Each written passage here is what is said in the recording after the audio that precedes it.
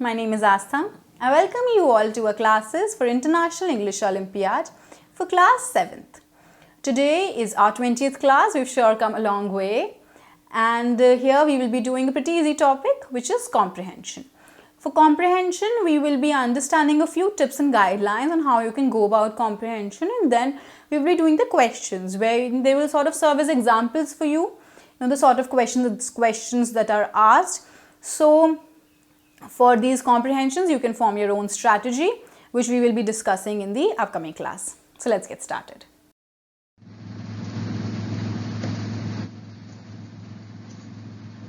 So what is the pattern that you're going to follow today?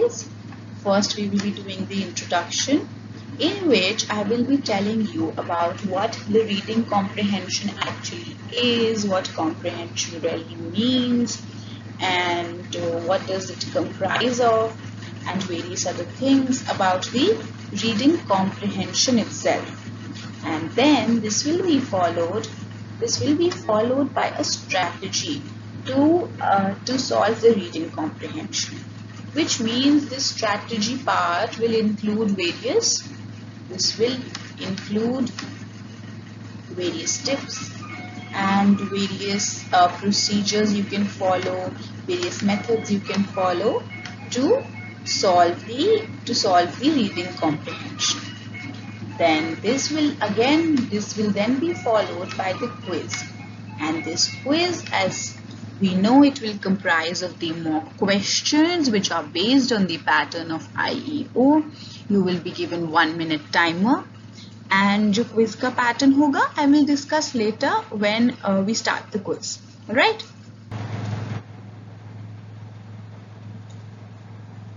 So first of all, let's start with understanding what exactly is comprehension. Now, comprehension means the ability to understand what you listen or what you read. It is an exercise which aims at improving or testing one's ability to understand a language. Now, comprehension is nothing but your simple ability to understand what you have listened to or what you have read. Now, जो भी आप सुन रहे हैं या फिर पढ़ रहे हैं, in this case we will be doing a reading comprehension. तो आप जो भी पढ़ रहे हैं उसको आपको जितना आपको समझ आया है, जितना आपको comprehend हुआ है, that is basically comprehension. And this exercise, ये जो comprehension की exercise है, how does it help? It aims at improving or testing one's ability to understand a language. Now, जो भी आप read कर रहे हैं, English, that is in English language. So this will help in testing first of all, and also improving, because as I have told you time and again that you should involve English in your life. मतलब आपको English अगर आप बोलना शुरू कर देंगे, पढ़ना शुरू कर देंगे, लिखना शुरू कर देंगे, then these grammar topics जो हम लोग पढ़ रहे हैं, जो हम लोग कर रहे हैं, they will come so naturally to you, and you won't really have to memorize the rules or anything. You will just have to understand. You will just have to read and write and speak and listen to, and everything will come to you very naturally. Alright, so जो comprehension की जो exercise है, this is just your ability to understand what you have, what you listen or what you read, and this will overall help in overall improvement and testing of your understanding of the English language. Alright?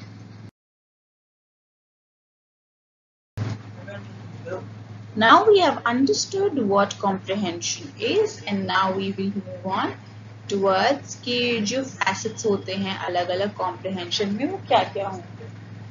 First of all, now you will be given, just a minute, yes. So first of all, you will be given either any passage or any paragraph or a poem. Right, you will be given any of these, either a passage or one paragraph or a poem. Poem is the poetry Paragraph में एक single paragraph, a passage which involving a number of paragraphs, right? And then these paragraphs, second point, these paragraphs, they show the idea or mood concerning various issues and the solutions that the author provides. ये जो paragraphs होंगे इसमें एक central idea होगा, एक central mood होगा, जिसमें अलग अलग तरीके के जो issues हैं, उनके जो solutions हैं, they will be provided by the author. Alright.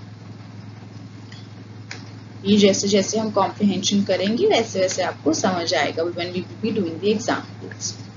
And third thing, your main task will be to answer the questions asked from the passage, which means what you will have to do is कि जो आपने paragraph या passage या poem पढ़ा है, उसका जो आपने second point के हिसाब से जो आपने idea, mood, issues, solutions जो भी आपने पढ़े हैं, उसमें से आपने जो भी understand किया है, उसको आप अप्लाई कहाँ करेंगे? अप्लाई करेंगे जो क्वेश्चंस होंगे. Your main task will be to answer the questions asked from the passage. All right.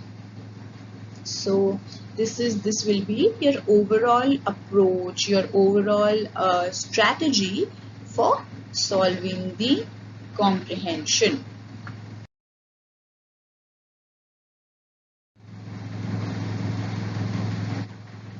Okay, now here we are talking about the requisite skills. Requisite skills का मतलब होता है जो basic skills हमें चाहिए for understanding, for understanding and for doing the reading comprehension. First is the logical ability.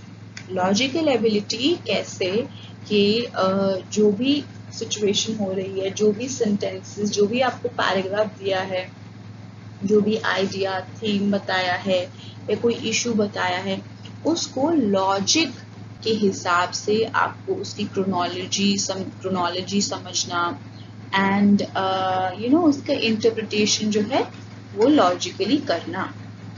Similarly second is the ability to infer. The ability to infer मतलब एक inference draw करना. जैसे अगर आपको जो भी सिचुएशन दी है, जो भी स्टोरी दी है या पोम दी है, उसमें से आप कोई कंक्लूजन क्या ड्रॉ कर सकते हैं. Alright. Similarly third will be the analytical ability. Now analytical ability होती है बेसिकली किसी भी इशू की, किसी भी सिनेरियो की, हम उसका जो भी उसमें पॉजिटिव था या जो भी उसमें नेगेटिव था, एक उसकी क्रिटिकल एनालिसिस करना. तो we need the analytical ability. Right. Then we have reasoning ability. Reasoning, logic and reasoning, these abilities, these skills, they go hand in hand. कि आप लॉजिक लगा पाओगे तभी आप उसके रीजंस अंडरस्टैंड कर पाएंगे और उसके रीजंस इन्फर कर पाएंगे. Alright. Then another one is the ability to understand the main motive or the idea of the author. कि जो comprehension है, जो passage, paragraph या poem है, उसमें main idea, main motive क्या है author का. Alright. Similarly, we have reading speed. Now, suppose if you are given a 10-line paragraph and if you take 10 minutes only to read that paragraph, then your reading speed is very slow, which means कि आप questions time पे ख़त्म नहीं कर पाएंगे. Alright, so ये comprehension जो होता है ये आपकी reading speed भी test करता है. Similarly, vocabulary part. vocabulary में हमने शुरू में क्या किया था? हमने 3 चीजें समझी थी. Synonyms, Antonyms and homophones. Plus क्या क्या आएगा इसमें vocabulary में? और इसमें और भी आएंगी चीजें which will be spellings. ठीक है, spellings, and then this will also include our one word Substitution. Right ना, वोकैबुलरी में बहुत सारी चीजें आती हैं. हमने पढ़ा स्पेलिंग्स आ गए, वन वर्ड सब्स्टिट्यूशन आ गया, होमोफोन्स आ गया, सिनोनिम्स आ गया, एंटोनिम्स आ गया. सो यू सी ना, वोकैबुलरी इज नॉट जस्ट कि आपको वर्ड मीनिंग्स पता हो, बट वोकैबुलरी में हम ये भी कह सकते हैं कि हमने हमारे लिए proverbs and idioms are also some sort of vocabulary only. क्योंकि ये आपकी जो इंग्लिश के वेरियस वर्ड्स हैं, वेरियस फ्रेजेस हैं, उसी की जो आपकी नॉलेज होती है, जो आपकी अंडरस्टैंडिंग होती है, उसी को हम सिंपली वोकैबुलरी कहते हैं. तो बहुत सारे एस्पेक्ट्स आपके टेस्ट होते हैं रीडिंग कॉम्प्रिहेंशन में ही. Alright, so these were the overall skills which are required and the skills जो हमारी टेस्ट भी होंगी किस चीज में, रीडिंग कॉम्प्रिहेंशन में. All right, so now let's move on.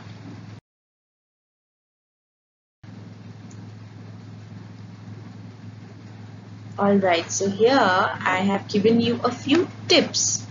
Now, a few tips to understand and to go about the reading comprehension.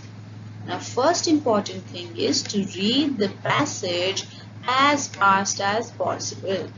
Now, why am I saying that we should read the passage as fast as possible? It is because now it's such a long passage that will be given. बाकी questions में क्या होता है? Suppose synonyms निकालना है, आपने आपको synonym दिया and the word is happy.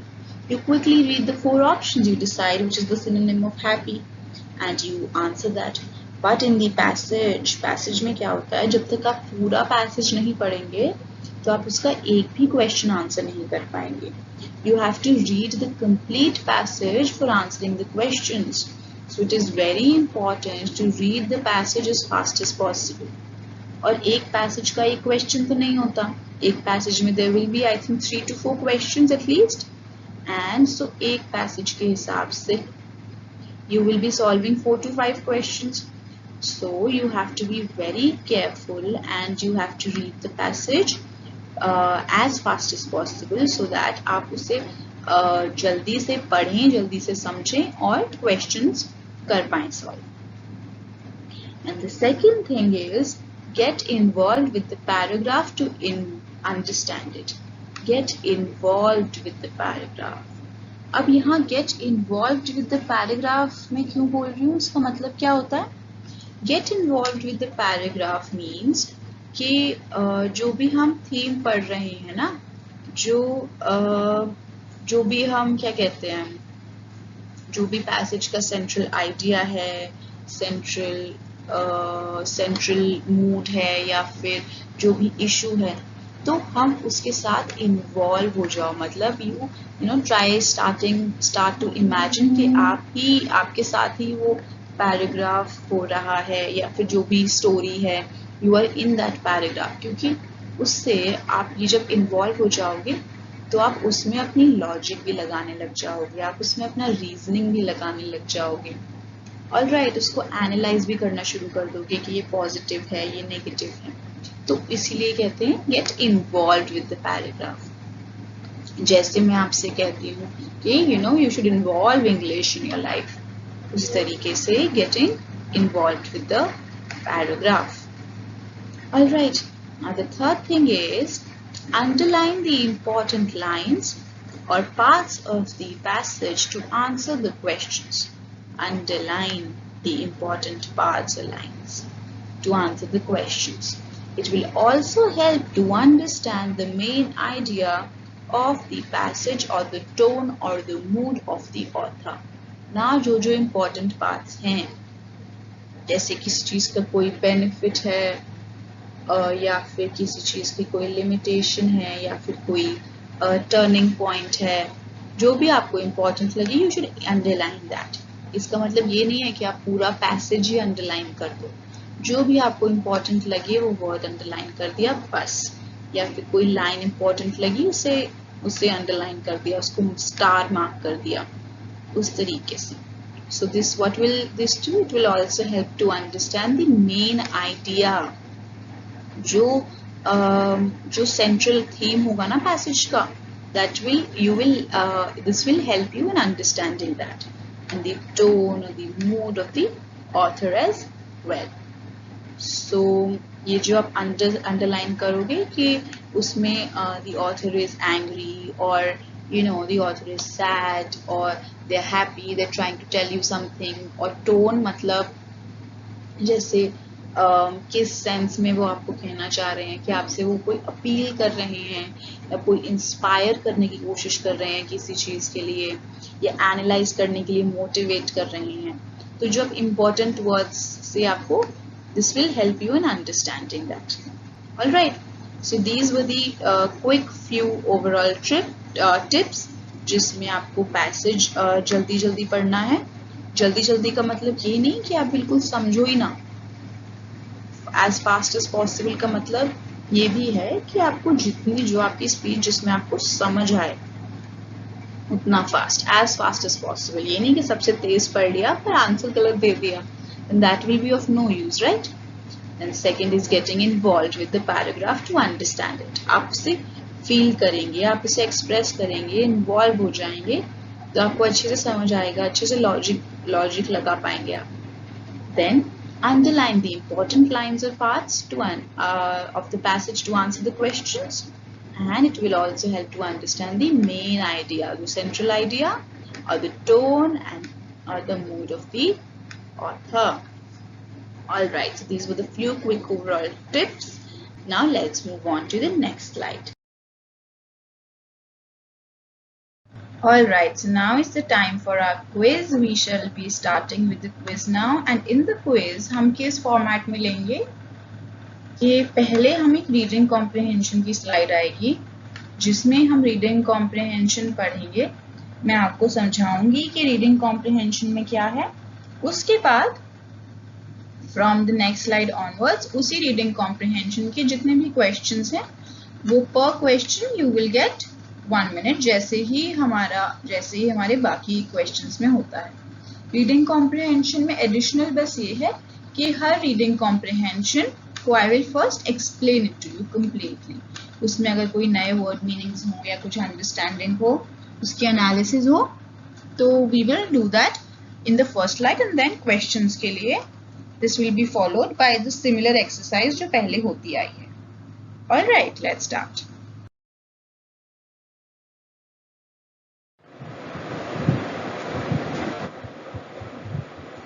Alright, so for the quiz what we will be doing is, now every question you will be given 1 minute. 1 minute means 60 seconds. Why am I giving you 1 minute? Because you see your question paper of IEO, it has about 50 questions, and so you can imagine that you get more or less a minute to answer the questions. Now this 1 minute is the maximum that you should be taking for answering the question. Now suppose there could be two three categories of students. First category is, suppose you answer the question within that 1 minute. So I would request you to fast forward the video and skip right to the answer. You should not be wasting your time. Alright. Now the other students who are not able to answer the question in 1 minute, what you do, you don't skip to the answer. You pause the video and you write down your answer. Alright, it is very important to answer each and every question because there is no negative marking. Here you see, for every incorrect answer, no points, because there is no negative marking in IEO, so it is important that you attempt all the questions. Now for a question of which you are not sure about the answer, now even here and even in the exam, if you are not sure about the answer and you maybe think that B option might be correct or C option might be correct, so you should in that case play your luck and play your mind and make a guess and still give an answer. because it is a win-win situation. Either you will get the marks for that question or you will get a 0, right? But if you don't attempt that question at all, then you are anyway getting a 0 in that, right? So it is good to attempt those questions, and even if you don't know all the answers, try to understand and take a guess. Okay, so this is for every correct answer 10 points. This is just for your own little game where you can try to maintain a notepad. So here you write the name of the chapter and then the question, and then if it is correct you can give yourself 10 points. If it is not correct, you mark it here. So it is important to see these questions. The ones which you mark incorrect, it is important to go back to them later and then see where you did the mistake. Alright, this is just for your reference. For every correct answer you can give yourself 10 points. Alright, now let's start.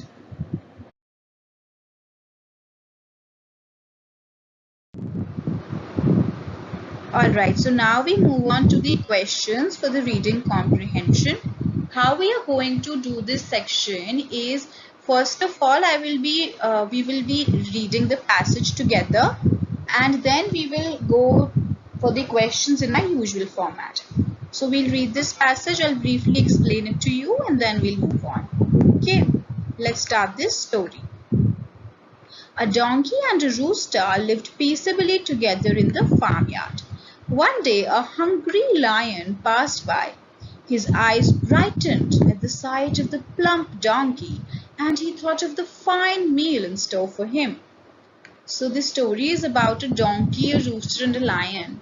Now this donkey and rooster, they were living together in this farmyard, and one day this lion sees the donkey and this donkey is very plump.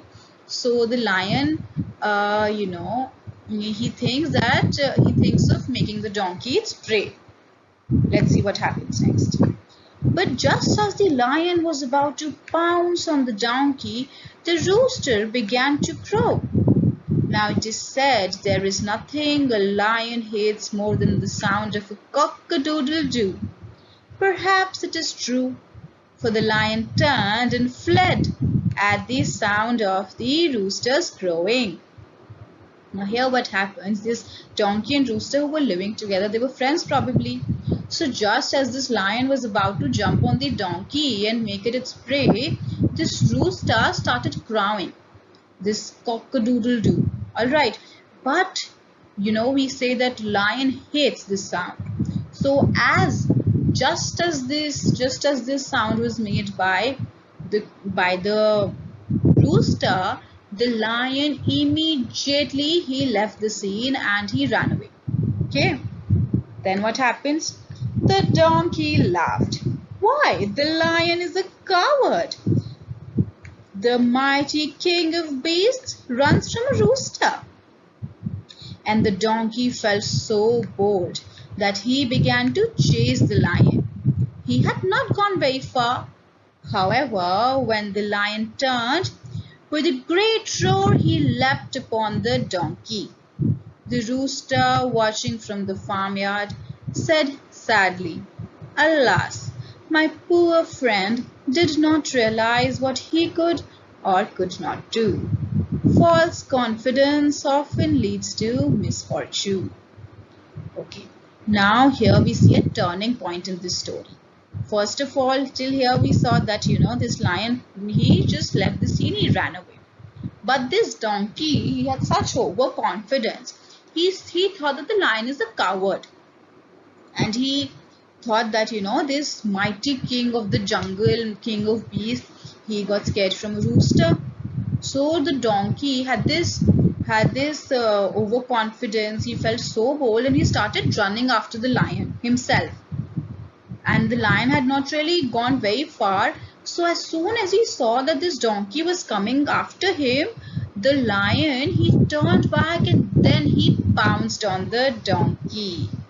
So this rooster was then watching from the farmyard, and he said sadly that my poor friend donkey, could not even realize he could or could not do. Which means the donkey was not aware of his own capabilities. He got overconfident and he thought that he could fight the lion. So in the end, we are given this moral of the story also, which says false confidence often leads to misfortune, which means we should be aware of our own strengths and weaknesses. We should not be overconfident about something. Why?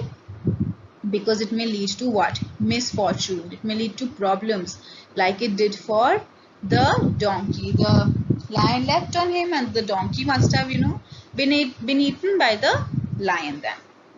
Alright, so this was a fun little story. Now we'll move on to the questions.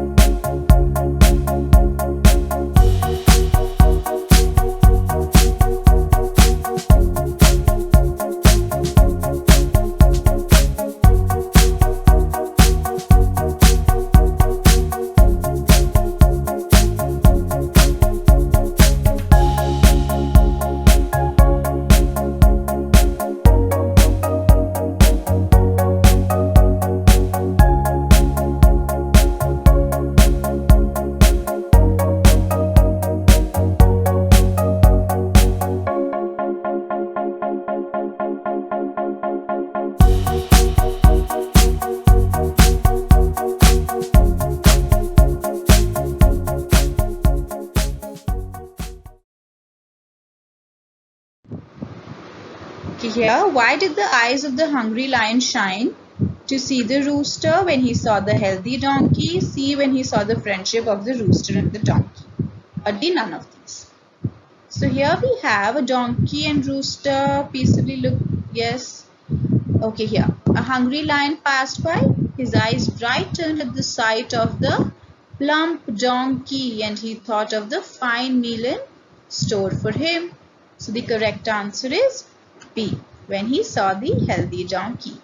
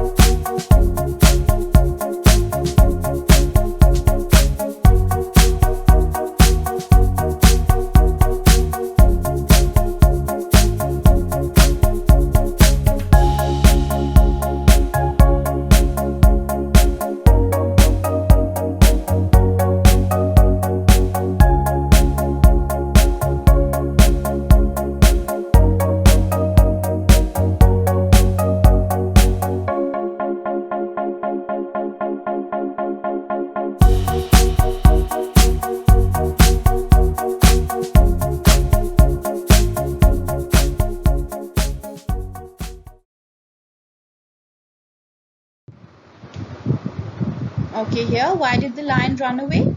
The lion was afraid of the donkey. B, the lion hated the crow. Or C, the lion hated the crowing of the rooster. Okay, so here we know it is said that there is nothing a lion hates more than the sound of a cock-a-doodle-doo. So the correct answer is C, the lion hated the crowing of the rooster.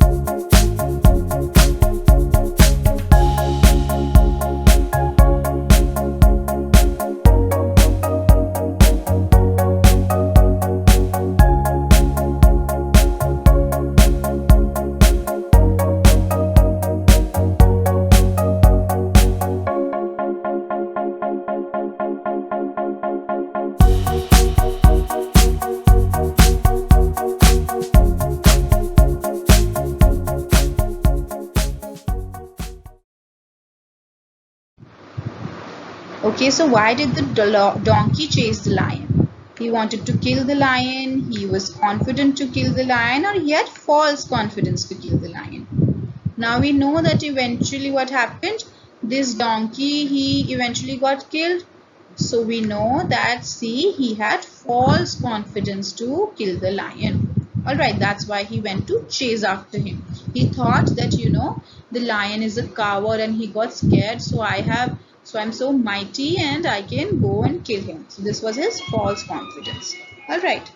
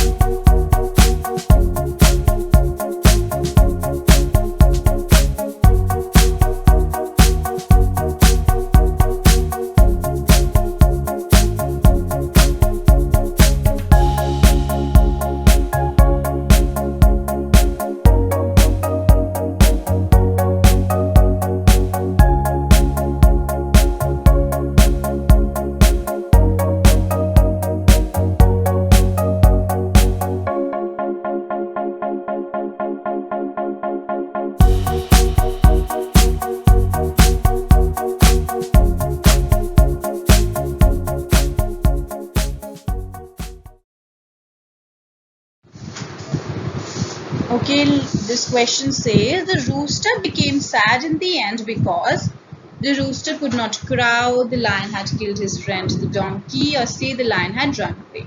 D, none of these. Now here the rooster, he watching from the farmyard said sadly, alas, my poor friend did not realize what he could or could not do. So here the rooster was sad because B, the lion had killed his friend donkey. Alright.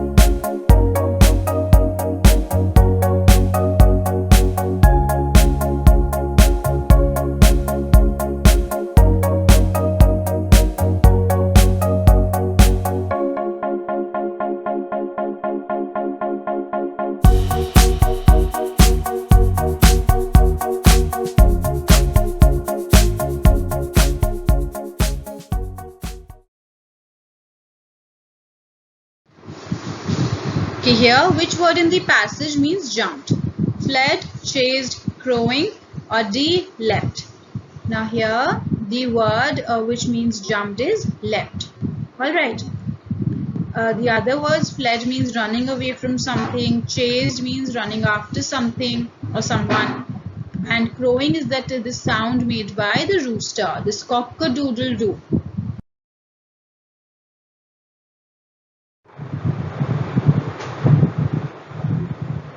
Okay, so now we have the next passage. Let's read this. In the middle of the big river, the river that began in the mountains and ended in the sea, was a small island. The river swept round the island, sometimes clawing at banks, but never going right over it. A small hut stood on the island, a mud-walled hut with a sloping thatched roof. The hut had been built into a huge rock, so only 3 of the walls were mud and the 4th was rock. Okay, so here we are talking about an island, and on an island there's this hut, and this hut is built on a rock. So one of the wall of the hut is a rock, and the other three are made of mud. All right. So let's see then. A few goats grazed on the short grass which grew on the island. Some hens followed them about. There was a melon patch and a vegetable patch. In the middle of the island stood a peepal tree. Okay, so now we are describing the island, that there were a few goats who grazed there. There were some hens, then there was a melon patch as well, and there was a vegetable patch. And in the middle of the island, there was a peepal tree as well.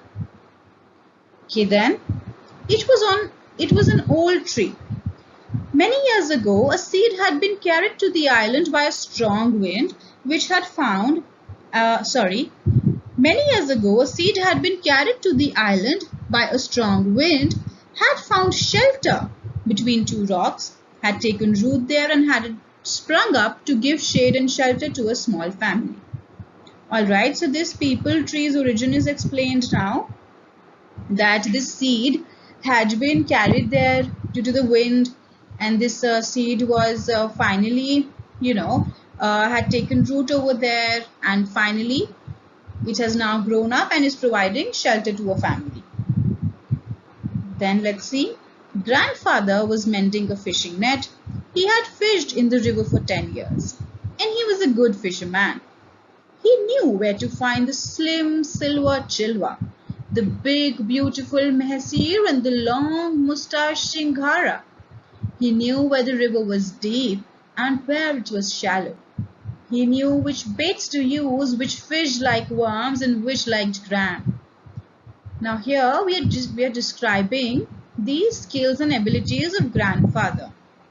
Now this grandfather, he was a really good fisherman, and he knew about these various fishes, like we have slim silver chilwa, the big beautiful mehsir, etc. Right, and he knew all about the fishes and their baits and about the river. Okay, then he had taught his son to fish, but his son had gone to work in a factory in a city nearly 100 miles away. He had no grandson, but he had a granddaughter, Sita, and she could do them better. She had lost her mother when she was very small. Grandmother had taught her all the things a girl should know, but neither of her grandparents could read or write, and as a result, Sita couldn't read or write either. Okay, so then we are introduced to the grandchildren. The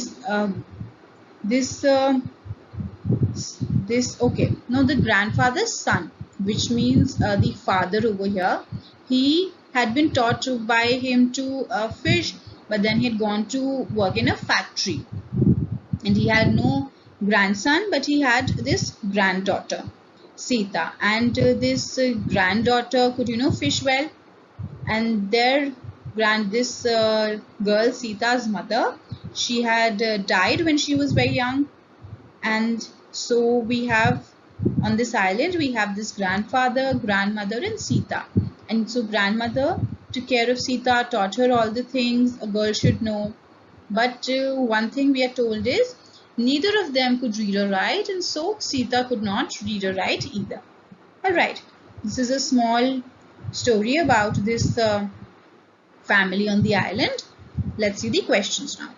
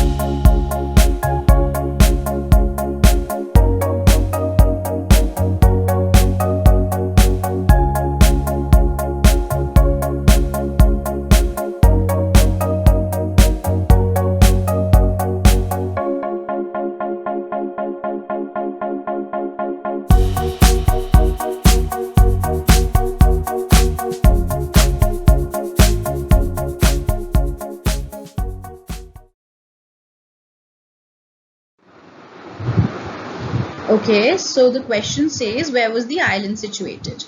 In the middle of the mountains, in the sea, in the middle of the big river, or near the banks of the river?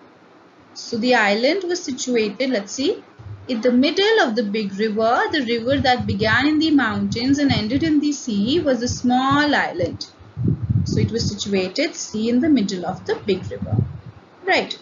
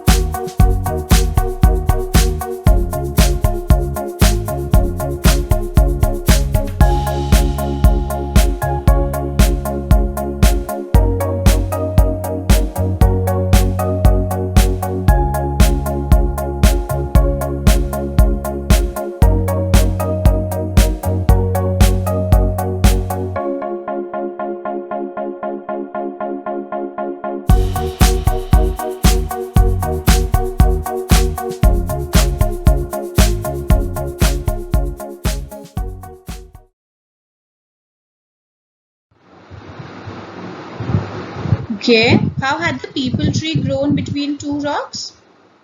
Let's see. Here stood a peepal tree. Then it was an old tree. Many years ago, a seed had been carried to the island by a strong wind. Right, so the options are, the tree had broken a big rock and divided into two. Or the seed of peepal was carried by wind and grew between two rocks. Or C, it was grown there by a small family. So the correct answer is B. The seed of the peepal was carried by wind and grew between two rocks. Alright.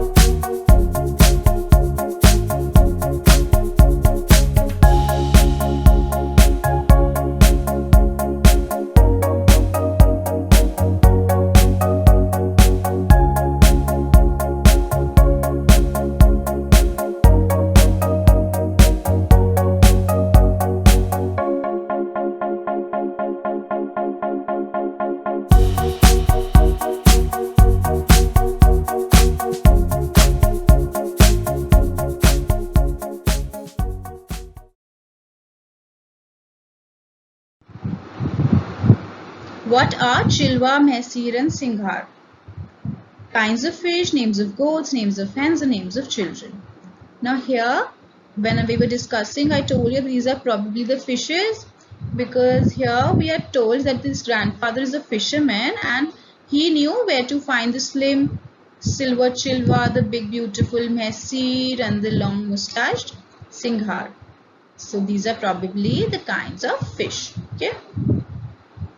Now for these kind of questions, you have to make an intelligent guess also. Although you don't know, even I don't know these even I did not know that these are the names of fish, but you can pretty much guess that because the grandfather is a fisherman, and we are told that he knew where to find these categories. Alright, so we're probably talking about the fishes only. Right?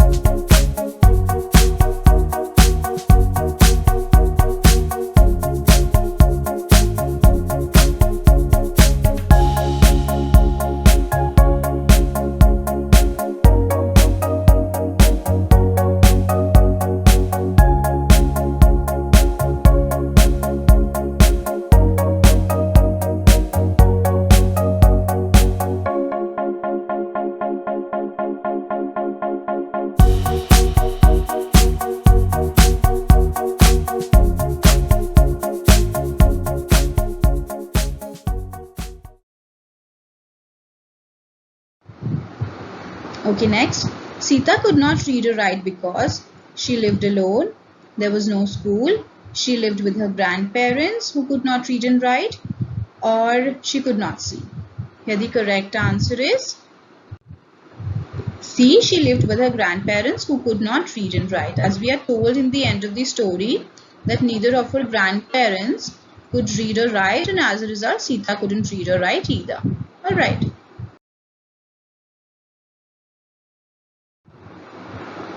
Okay, now we come to the next passage. This is the third passage. Let's start reading this.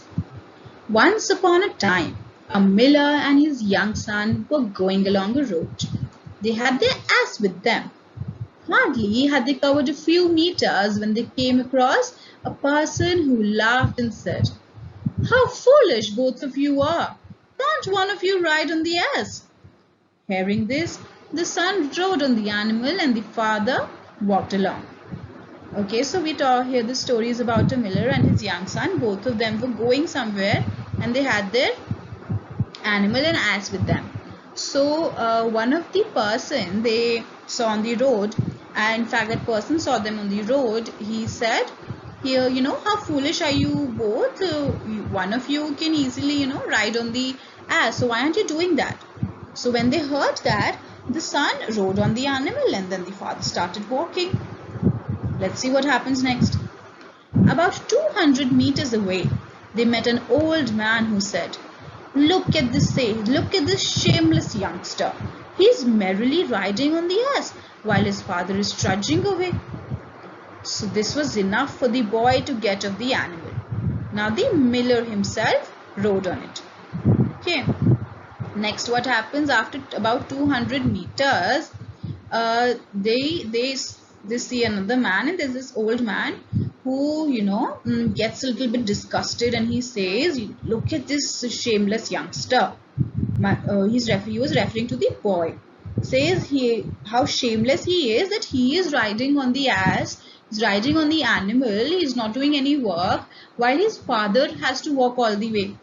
So now the boy felt ashamed and he got off. So now the miller, the father, started riding on the donkey, started riding on the ass. Okay. Then after 5 minutes, they met another man who made fun of the old man, saying, "Look at the old man, he's too selfish to think of the young boy." These stinging words made the poor miller get off the ass. Now here you see, after next 5 minutes, what happened? There was this another man they saw, and this man saw them and made fun of them and said for the old man, for the father, that look at the old man, he's acting so selfish, not thinking of the poor little kid who has to walk and he's merrily riding on the ass. So now these words stinged the father. He got ashamed, so he also got off the ass.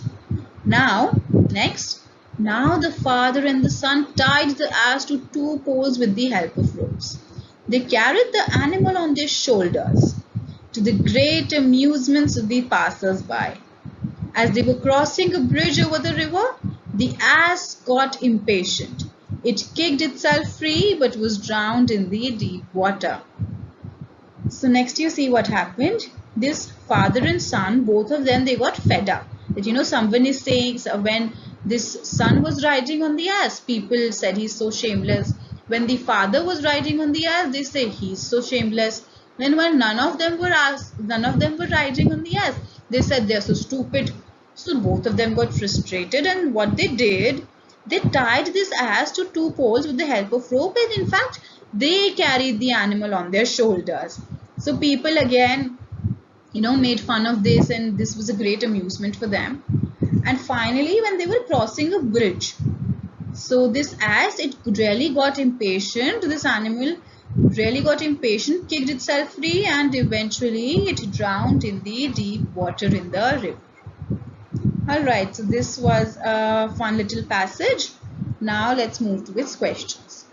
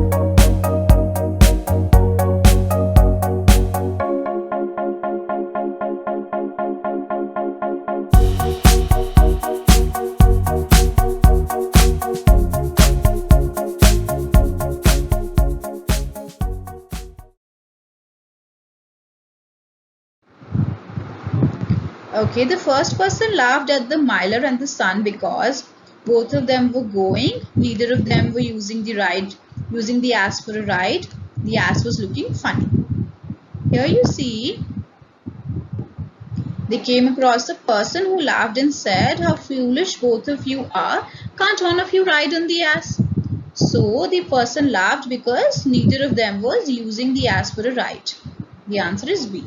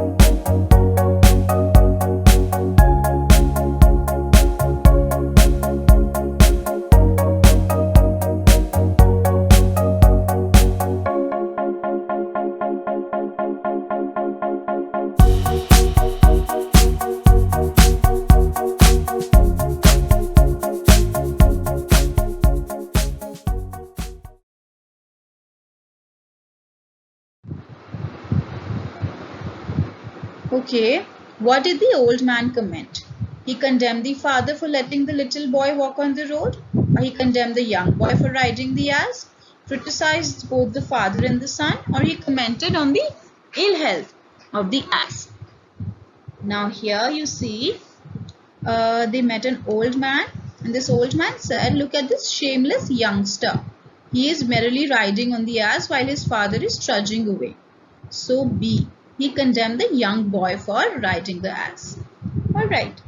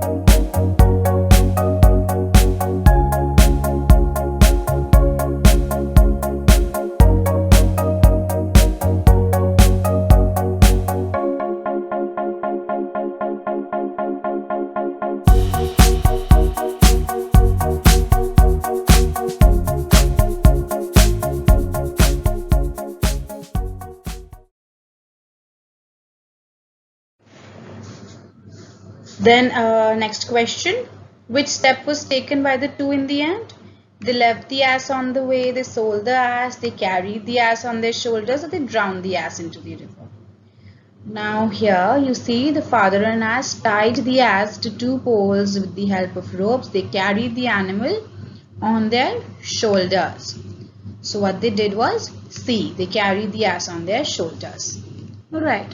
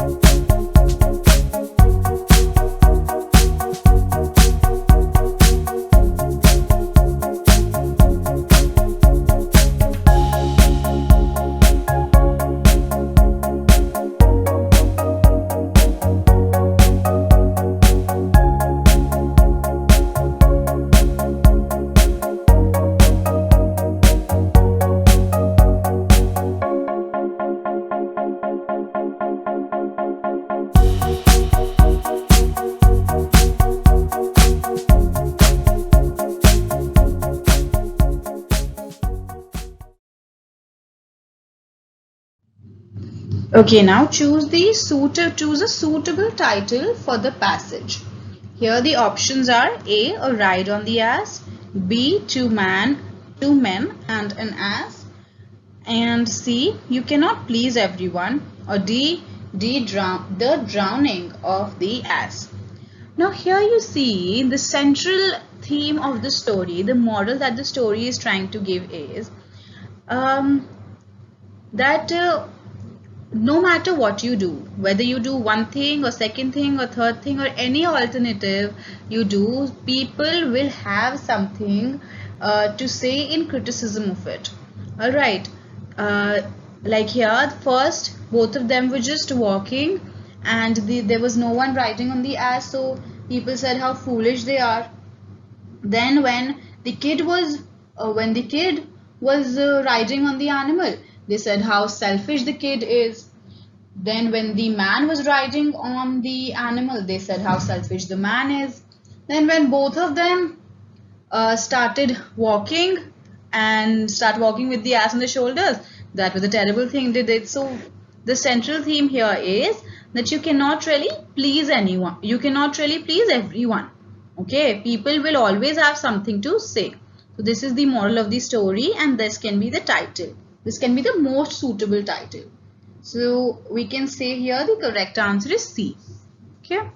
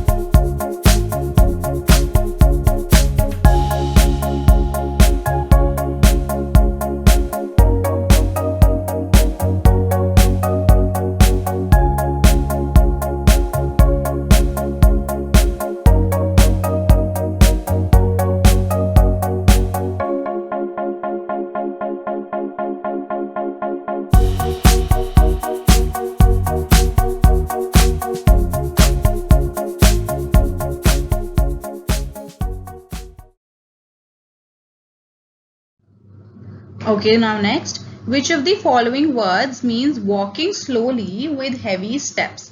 A going, B trudging, C crossing, or D drowned.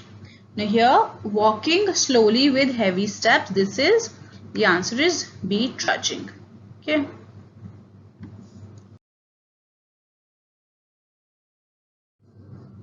Alright, now we have another passage. Let's go through this and then we'll solve the questions. Once there was a miser who sold all his possessions and with the money bought a great lump of gold. He dug a deep hole at the edge of the garden and there he buried his gold. Once a day thereafter, the miser went to the garden, dug up his gold and embraced it lovingly. So there was this miser. Miser is a person who's, we can say, kind of conjures. Okay. So what he did, he sold all his possessions and whatever money he got, he bought a certain amount of gold and he hid it in his garden, dug up a hole and he hid it over there. So every day he used to go just once and, look at the gold and get happy and embrace it, appreciate the gold that he had. Okay, then one of the miser's workmen wondered why his master spent so much time in the garden. One day he hid behind a tree and soon discovered the secret of the hidden treasure. That night when the miser was fast asleep, the workman crept into the garden and stole the lump of gold. So you see what happened was, one of his workmen, one of his people who worked for him, he began to wonder that why is this person, why is my employer spending so much of time in the garden? So he wanted to find that out. So he hid behind a tree and then he saw the gold. Then since he had seen where the gold was, one night when this person, miser, was fast asleep, this workman, he went and stole the gold. Then when the miser found that this gold was gone, he tore his hair, cried aloud in his despair. A neighbor came running to see what was the matter, and the grief-stricken miser told him what had happened. Then the neighbor said, "Pray stop your weeping. Go and find a stone. Place a stone in the hole and imagine that it is your lump of gold. The stone will serve your purpose, for you never meant to use the gold anyway." So to a miser, what he has is of no more use than what he has not. Okay, so this is a pretty funny ending. You see what happened here. When this gold was stolen and this miser person, he found that out. So he got, so anxious, started tearing his hair, started crying. So this neighbor, he heard all his cries and wails, and he came running and saw the miser and asked him what had happened. When the miser told him, the neighbor gives him a good lesson and says, you should really stop your weeping, and what you should do instead is you should place a stone instead of that gold, instead of that lump of gold. Because, and why does he say that? He says that because you were not going to use that lump of gold anyway. तुम तो बस देख के उसे खुश होते रहते. You wouldn't have used it, right? Because why? Because he is a miser. He was a really conjuice person. So in the end, we have this lesson. It says, to a miser, what he has is of no more use than what he has not. So this means for a miser, for a person who behaves like this, whatever he has is equal to what he doesn't have. Because even what he has, he's not going to use it anyway. Right? So this was a small little passage. Now let's move to its questions.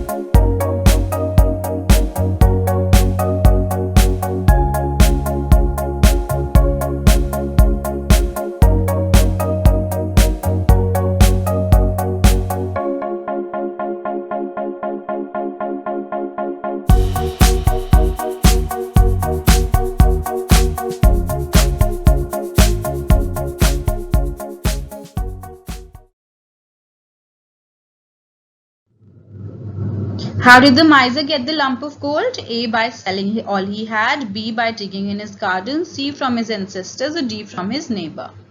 Now here we know miser who sold all his possessions and with his money bought a great lump of gold. So the correct answer is A. By selling all he had.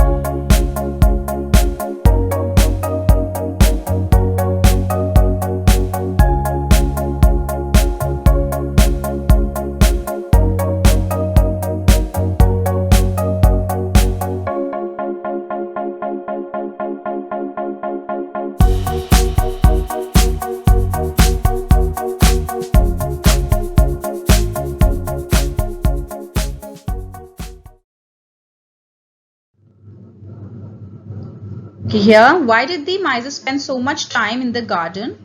A. He was fond of flowers. B. He used to guard the hidden gold. C. He used to touch his gold lovingly. Or D. He used to dig up a new hole daily. Now here, we know that he dug a deep hole at the edge of the garden. He buried his gold over there. And once a day thereafter, he went to the garden, dug up his gold and embraced it lovingly. So the correct answer is C. He used to touch his gold lovingly.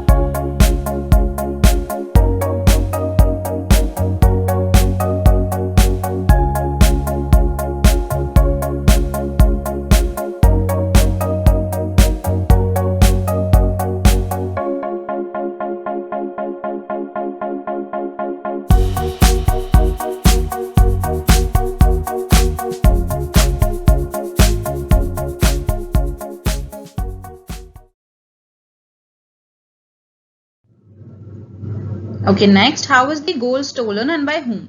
The miser's workman discovered the secret and stole the gold in the night, or a thief came there and stole the lump of gold in the night, or the neighbor stole it, or none of these. Now here we know this miser's workman, he'd wondered and then he hid behind a tree and discovered the secret. So one night when the miser was fast asleep, he crept into the garden and he stole the lump. So the answer is A. The miser's workman discovered the secret and stole the gold in the night. Right.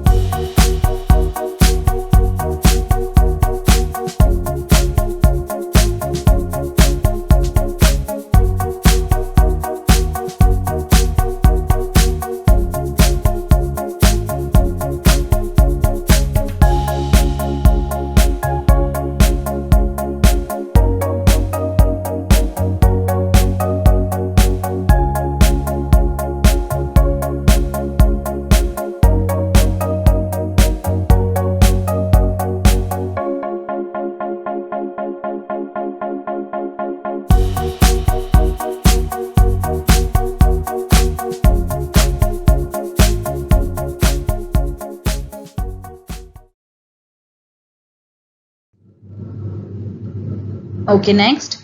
The neighbor advised the miser to put a stone in the hole because gold is like a stone only, or B, the miser would never have used the gold, hence no difference between the two.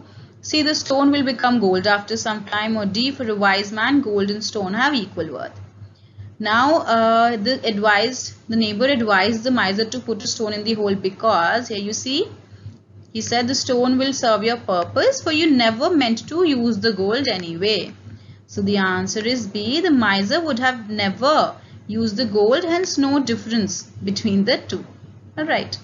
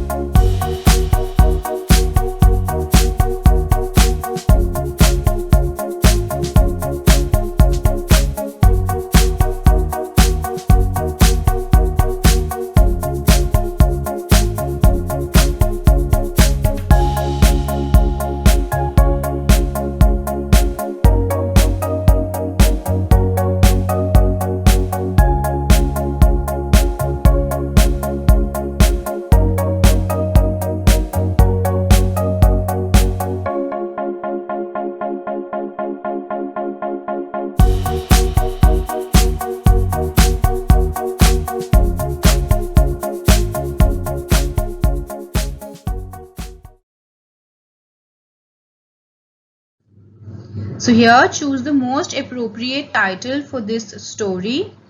A. Golden stone. B. The miser and his gold. C. The miser and his neighbor. Or D.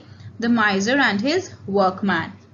So here I think the most appropriate title we can give is this one, the miser and his gold. Because the story revolved around the gold only. That's why.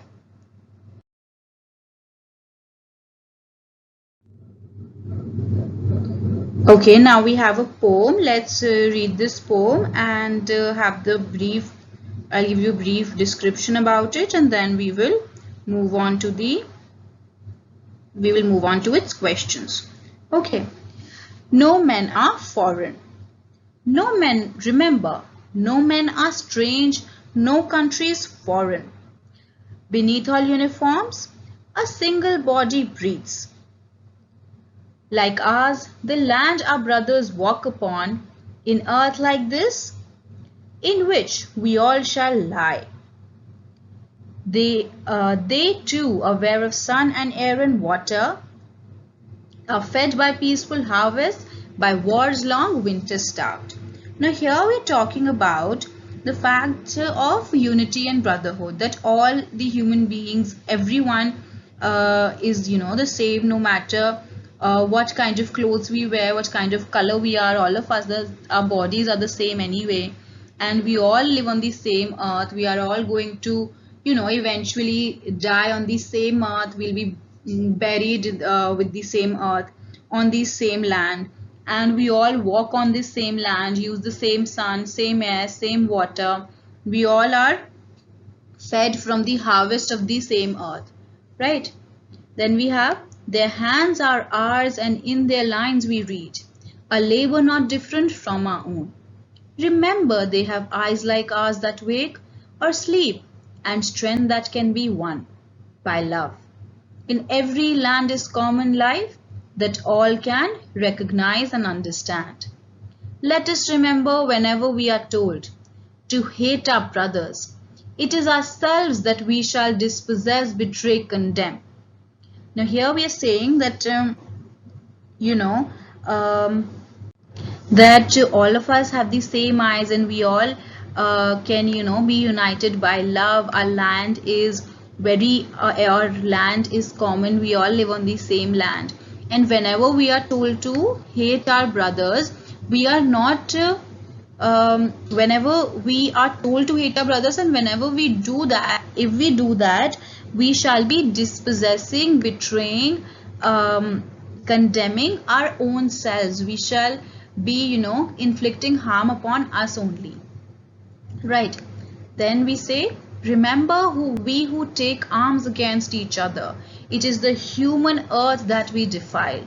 Our hells of fire and dust outrage the innocence of air that is everywhere our own. Remember, no men are foreign and no country strange. Now here he's saying, if people, if they have wars and they fight against each other, then we are betraying the human earth. We are betraying the own earth that we live in. And here the air is same for everyone. But these wars, these arms that we take up in these wars, this fire and dust, it is the thing that is, we can say, causing impurity of the air. So in the end it says again, remember, no men are foreign and no country strange, which means everyone is the same and we all should live in a united manner. Okay, so this is a brief description of the poem. Now let's move to the questions.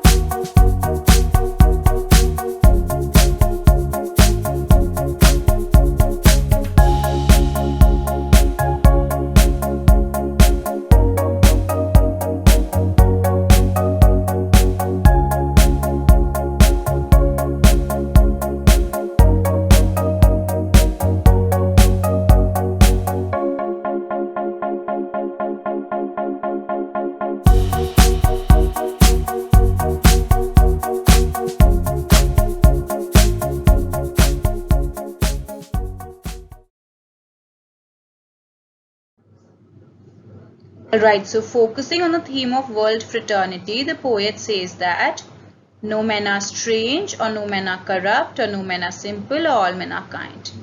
This is pretty easy. The poet says that no men are strange, no countries are strange, and nobody is foreign. Alright.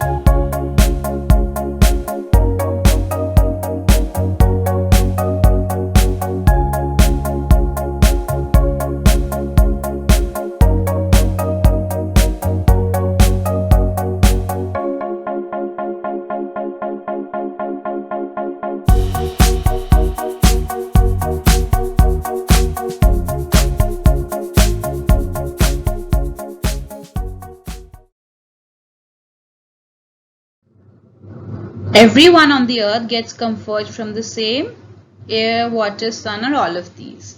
So here we did that. They too are aware of sun and air and water, fed by peaceful harvest. So everyone on the earth gets comfort from the same air as well, water as well, and sun as well. So all of these.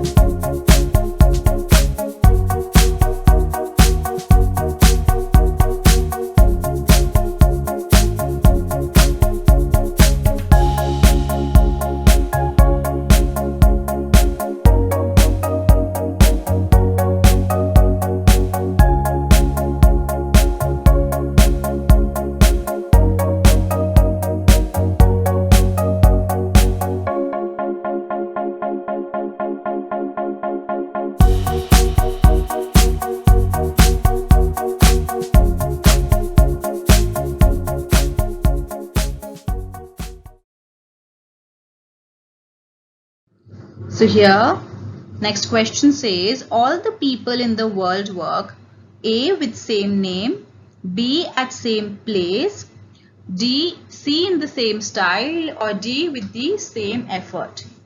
So here we know their hands are ours, and in their lines we read a labor not different from our own. So we all the people in the world work with the same effort. Okay. Everyone has the same, they give the same efforts and the same energy to their work.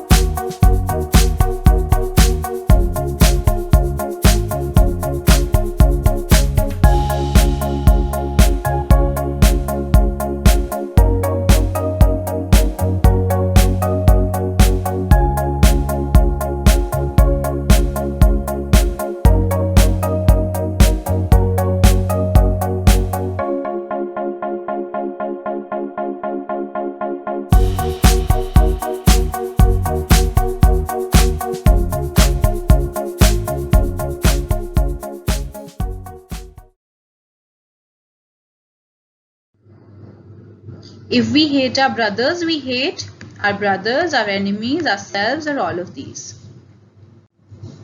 Here we read, let us remember whenever we are told to hate our brothers, it is ourselves that we shall dispossess, betray, or condemn.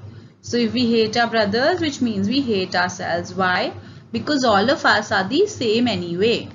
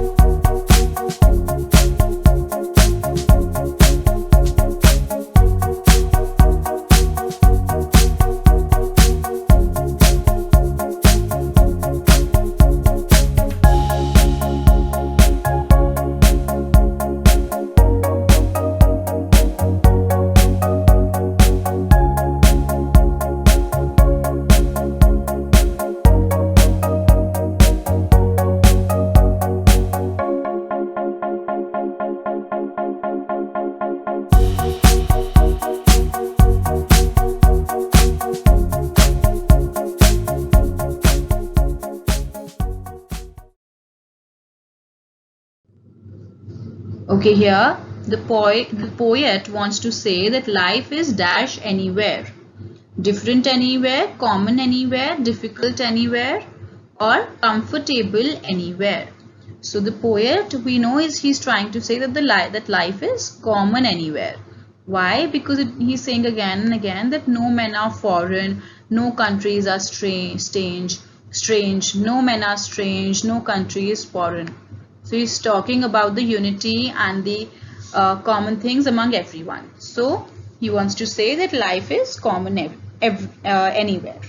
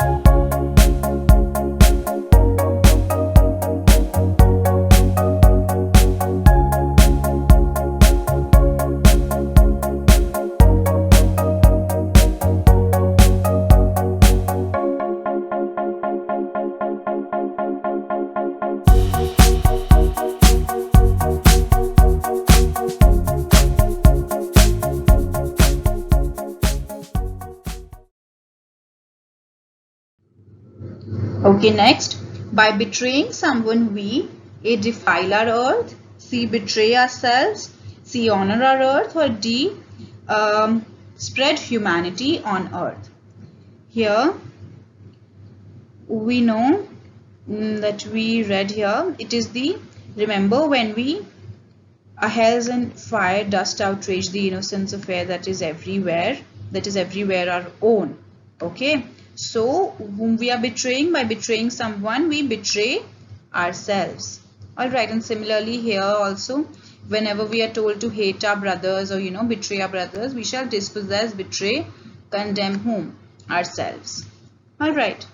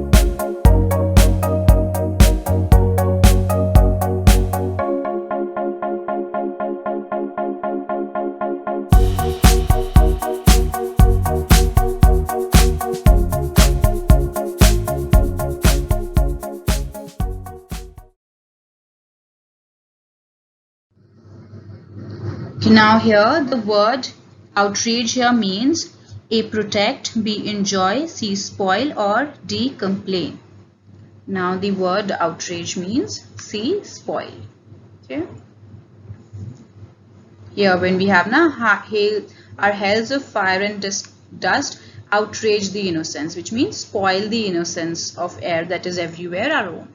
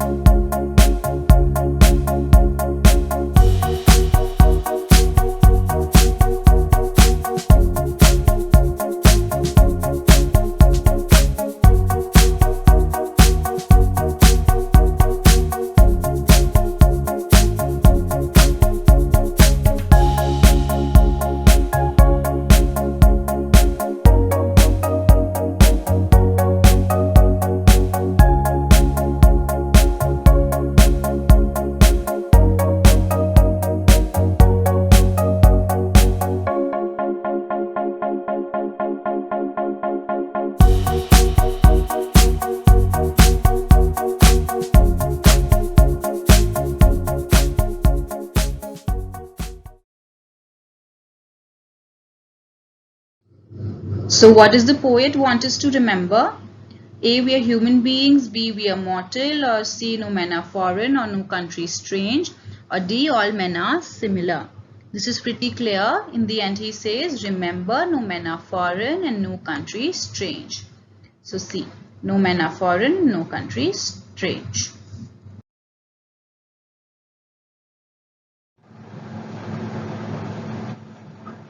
Alright, here we move to the next poem. This is titled Coromandel Fishers.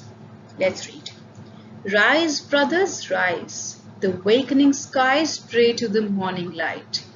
The wind lies asleep in the arms of the dawn like a child that has cried all night. Come, let us gather our nets from the shore and set our catamarans free to capture the leaping wealth of the tide, for we are the kings of the sea. No longer delay. Let us hasten away in the track of the seagull's call. The sea is our mother, the cloud is our brother, the waves are our comrades all. Okay, so here you see the poet is talking about here the wakening skies pray to the morning light, which means it's morning now and the wind lies asleep, which means the sea wind, which actually leads to the storm sometimes, is now calm and the morning is about to come. So here then there's this appeal that come, let us gather our nets from the shore and set our catamarans free. Now this catamarans is a kind of a boat which is used by fishermen. Alright, so now there's this appeal from a fisherman to the fellow fisherman that, come, let's gather our nets and, let's start our venture to capture the leaping wealth of the tide, for we are the kings of the sea. Right. Then, no longer delay, let us hasten away in the track of the seagull's call. So here they're trying to, hurry up and start. Then the sea is our mother, the cloud is our brother, and waves are our comrades all. So they're calling sea their mother because we can say, it is the sea from which they are earning their livelihood. The cloud is our brother. Maybe they are calling the cloud their brother, because they aspire for good weather so that they can fish well.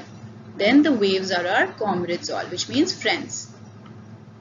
What though we toss at the fall of the sun, where the hand of the sea god drives?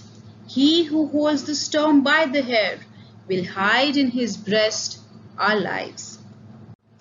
So here the poet is trying to say that even if someone gets lost, we shouldn't really be scared, because you have the sea god who holds the storm by the hair, which means who controls the storm. We will hide in his breast, and so which means the sea god will save us. Then, sweet is the shade of the coconut glade and the scent of the mango grove, and sweet are the sands at the full o' the moon, with the sound of the voices we love.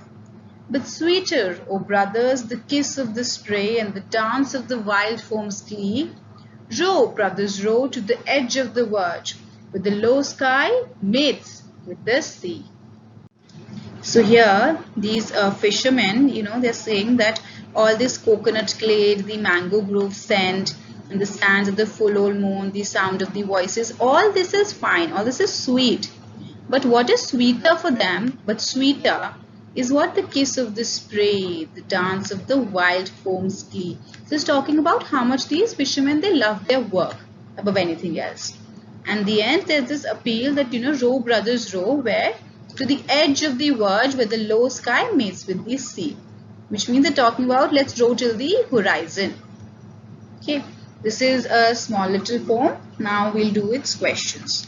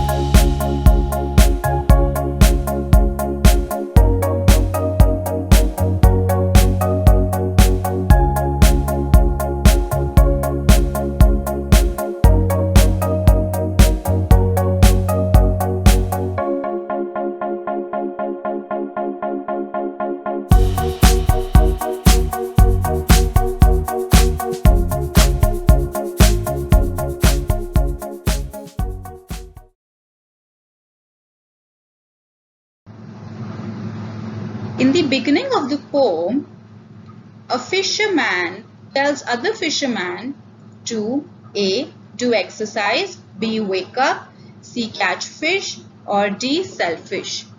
Here we know it's talking about rise, brothers, rise. So they're asking other fishermen to wake up.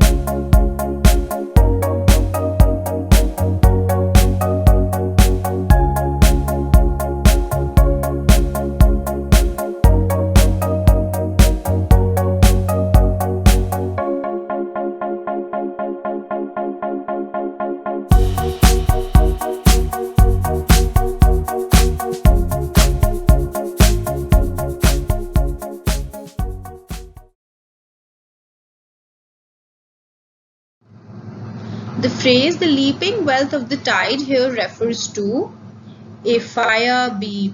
water plants, C. fish, or D. waves. Now here, where is it? To capture the leaping weight of the tide. Leaping weight of the wealth of the tide, the wealth of the sea, the tides is referred to as the fish because these are fishermen. So for them the wealth of sea is the fish, right?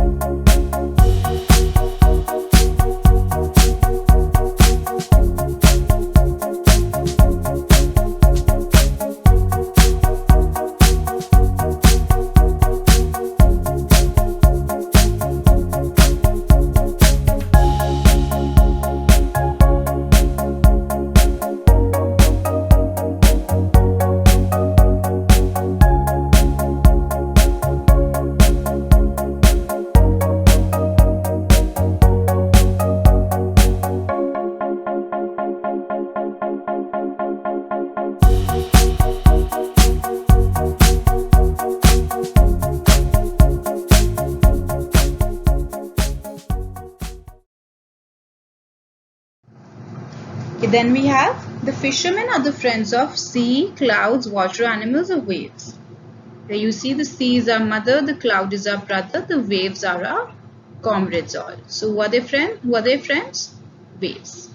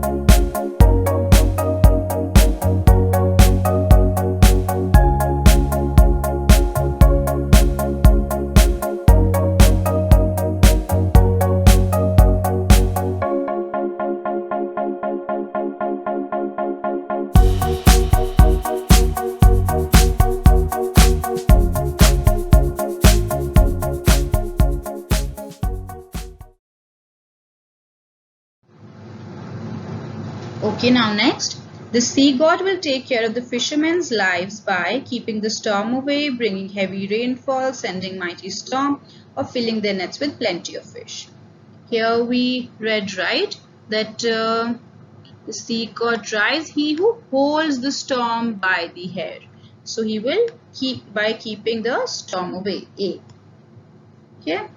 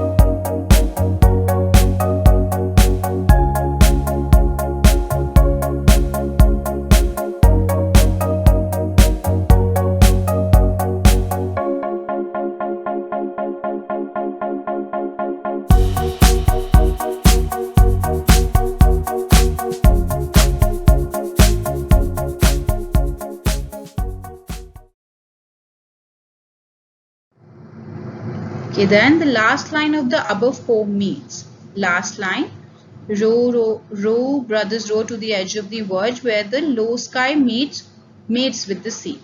Where the sky touches the sea, where the sky moves away from the sea, or where the sea attacks the sky, where the sea ends. Here they're talking about A, where the sky touches the sea, which is the horizon that they're talking about.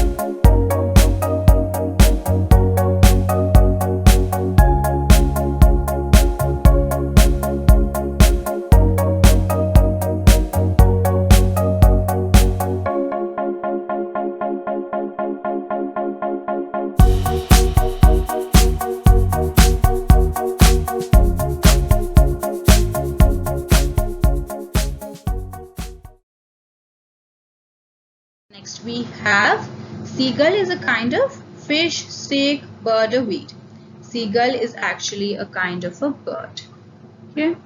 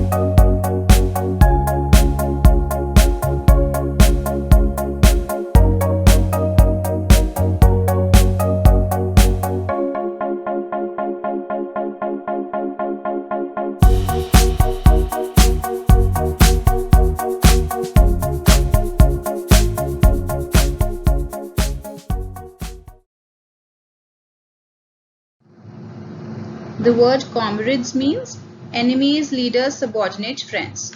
Comrade means friends.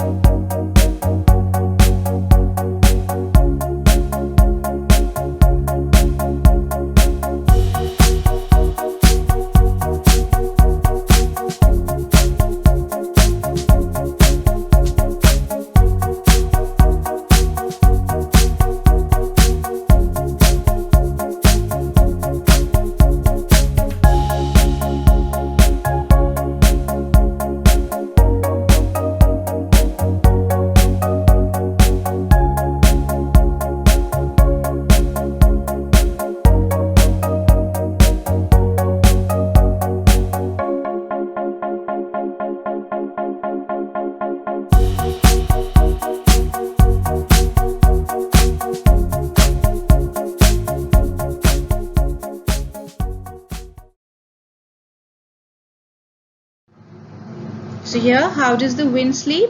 Like a tired child, like an angry child, like the child of dawn, or D, all of these? Now here you see in the beginning, the wind lies asleep in the arms of dawn like a child that has cried all night. So the wind Sleeps like A tired child. Child who has cried all night, so a tired child. Alright, with this we finish off with the questions on reading comprehension.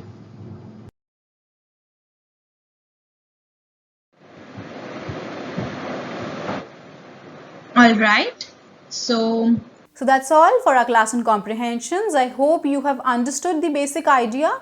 You've got the basic idea as to what kind of questions are going to be asked. So revise accordingly and make sure that if there were any mistakes that you made, like in word meanings or otherwise, if you made any mistakes in reading a sentence or something like that, make sure you don't repeat them in the future. Alright, so keep learning. I will see you the next time. Thank you for watching.